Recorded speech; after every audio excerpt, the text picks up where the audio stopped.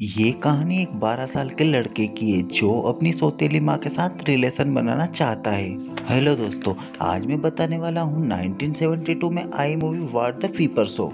Movie की शुरुआत में हम एक औरत को देखते हैं जिसका नाम सारा होता है। सारा अपने टब में नहा रही थी, तभी उसे करंट लगता है और उसकी मौत हो जाती है। अब सीन एक साल बाद का दिखाया जाता है जहां हम एलिस नाम की लड़की को देखते हैं जो अपने हस्बैंड पॉल के घर आई हुई थी। एलिस पॉल की दूसरी वाइफ होती है। सारा पॉल की पहली वाइफ होती है जिसे हम शुरू में मरते हुए देखा था। पॉल एक बिजनेसमैन था, इसलिए ज्यादातर वो घर से बाहर ही रहता था। पॉल ने एलिस को अपने 12 साल के बेटे का ख्याल रखने के लिए भेजा था। एलिस मार्कस की सौतेली माँ थी, इसलिए उसका फर्ज बनता था कि वो मार्कस का ख्याल रखे। पॉल ने एलिस को बताया था कि मार्कस अपने हॉस्टल गया है और वो एक हफ्ते बाद ही घर लौटेगा, इसलिए एलिस पहले ही वहाँ पहुँच जाती है। लेकिन जब वो वहाँ पहुँचती है तो वो देखती है कि मार्कस तो पहले से ही घर पर है। एलिस उससे रीजन पूछती है, तब मार्कस कहता है कि उसे स्कूल से छुट्टी मिल गई है क्योंकि स्कूल में चिकन बॉक्स फैल गया था।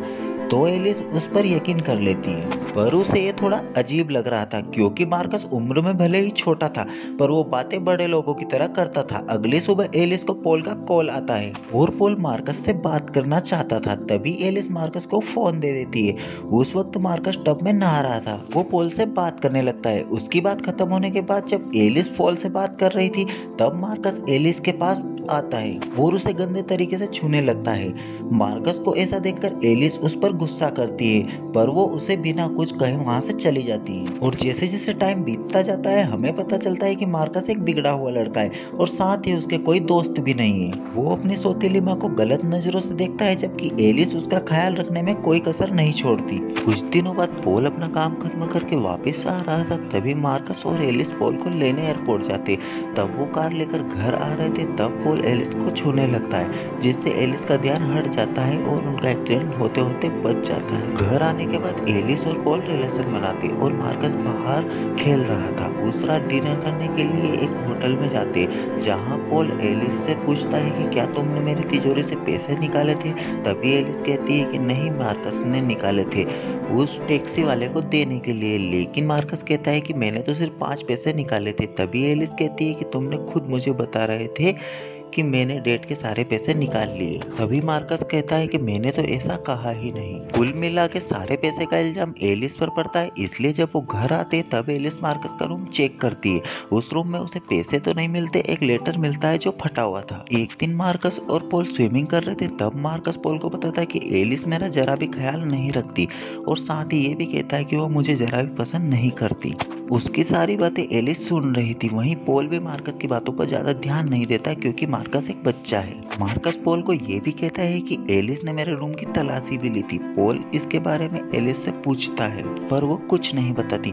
एक दिन एलिस मार्कस के बारे में पता करने के लिए उसके स्कूल जाती है जहाँ उसे पता चलता है कि मार्कस की कोई छुट्टियां नहीं चल रही थी बल्कि उसे तो स्कूल से निकाला गया था। उन्होंने एक लेटर भी भेजा था पर वो मार्कस ने फाड़ दिया था जिसके टुकड़े एलिस को मार्कस के कमरे में मिले थे। स्कूल में उसे ये भी पता चलता है कि मार्कस आसपास के घरों की जासूसी करता है और लोगों को फिजिकल होते हुए देखता है। साथ ही वो स्कूल के आसपास भटकने वाली सभी बिल्लियों को जान से मार देता है। उसकी इन्हीं हरकतों की वजह से उसे स्कूल से निकाल दिया गया था। ये सुनकर एलिस चौंक जाती है। एक दिन एलिस पॉल के साथ एक पार्टी में जाती है जहां उसकी मुलाकात एक सूफी नाम की औरत से होती है। वो उसे बताते हैं कि सारा उसकी फ्रेंड थी और उसकी मौत बाथ टब में डूबने से हुई है। अब एलिस को ये भी लगने लगा था कि मार्कस ने ही सारा को मारा है। एलिस ये सब पॉल को समझाने की कोशिश करती है। वो उसे मार्कस के बारे में भी बताती है पर पॉल उसका यकीन नहीं करता। उल्टी उन दोनों में बहस हो जाती है। एक दिन रात को एलिस किसी काम से ऊपर वाले कमरे में जाती है तभी वो देखती है कि उसकी बेडरूम की छत पर एक होल है जिससे उसका बेडरूम दिखाई देता है। ये देखकर उसे मार्कस का ख्याल आता है और उसे पता चल जाता है कि मार्कस उन्हें फिजिकल होते हुए देखता है।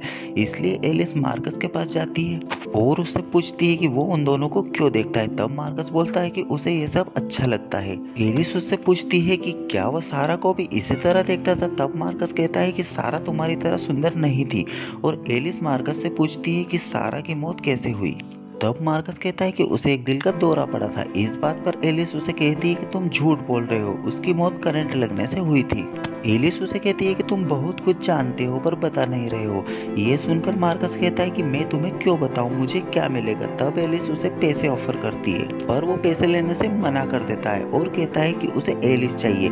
एलिस एक एक करके अपने कपड़े उतारने लगती है और मार्कस एलिस के सवालों का जवाब देने लगता है। वो कहता है कि सारा को एक हार्ट कंडीशन थी जिसके बारे में किसी को पता नहीं था। उसने ये बात पॉल को भी नहीं बताई थी। मार्कस बोलता है कि उसको ये बात डॉक्टर के एक लेटर से पता चली थी। तब एलिस को लगता है कि मार्कस झूठ बोल रहा है। वो उसकी बातों पर यकीन नहीं करती और वहाँ से चली जाती है। उसके बाद एलिस वो होल पॉल को दिखाती है पर वो दोनों वहाँ पर जाते हैं तो वहाँ उन्हें कुछ नहीं मिलता। एलिस पॉल को बताती है कि मार्कस उन्हें उसके कमरे से देखता रहता है पर पॉल उसकी बातों पर यकीन नहीं करता। पॉल को लग रहा था कि एलिस अब पागल होते जा रही है पर एलिस हार नहीं मानती और वो सारा की मौत पर रिसर्च करती है। रिसर्च करने पर पता चलता है कि मार्कस ने ही सारा को मारा था। मार्कस ने सारा के टब में एक खराब हीटर लगा दिया था जिसके शार्ट लगने की वजह से उसकी मौत हो गई थी। अब एलिस मार्कस के बारे में और भी पता करना चाहती थी, इसलिए वो मार्कस से पूछती है कि तुमने सारा को क्यों मारा।